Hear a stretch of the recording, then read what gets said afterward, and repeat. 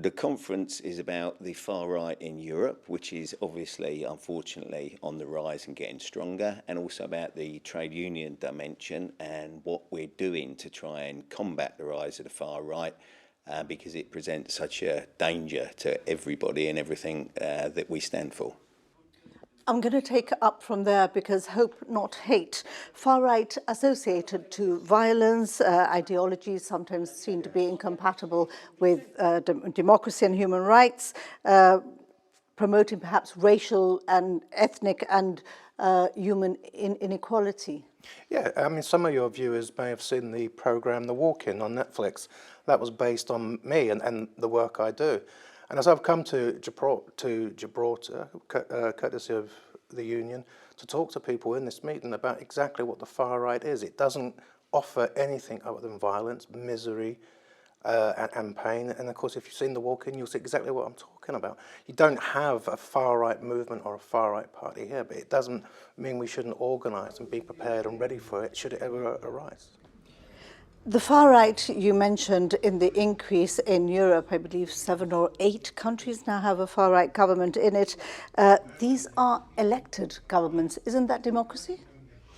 Well, you can say it's democracy, but the reality is in most of the countries, the press is controlled by wealthy, powerful individuals who've got a certain interest and point of view to put across, and as well as protecting their own interests. Now, the far right thrive on creating division, in finding scapegoats and blaming other people for some of the problems and ills that are in society. So you can say it's democratic, but it's profoundly dangerous where we're going. And I think if anybody's seen what's happened in the last week or so with Trump and the speech that Vance made at the Munich Security Conference, Vance is openly identifying the US government now, the most powerful office in the world, with all sorts of far-right parties in Europe, and openly, I think, backing the AfD in the forthcoming German election. Now, that ought to be a worry to anybody that is truly bothered about democracy, equality, inclusiveness, and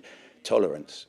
What's the solution? Do we need to target root causes, perhaps economic prospects, frustration against the mainstream media, a disconnect with society? What's the solution? Well, first of all, Hitler was democratically elected. Mussolini was democratically elected.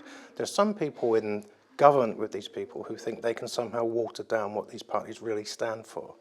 What we're talking about is not get into that situation where we react to fascism. We're talking about organising people, particularly young people, to be prepared for what the dangers of these movements and of these governments are. Wherever these governments are, and whatever it is they're doing, the first thing they do is attack the rights of workers, and particularly the rights of the poorest and most at-risk workers, migrant workers, people of different ethnic minorities. So you say that somehow they're the result of a democracy. They're actually a threat to democracy because they abuse the democratic system. And again, I draw your attention to Hitler and Mussolini. They only got elected once. You know, we don't want a repeat of that.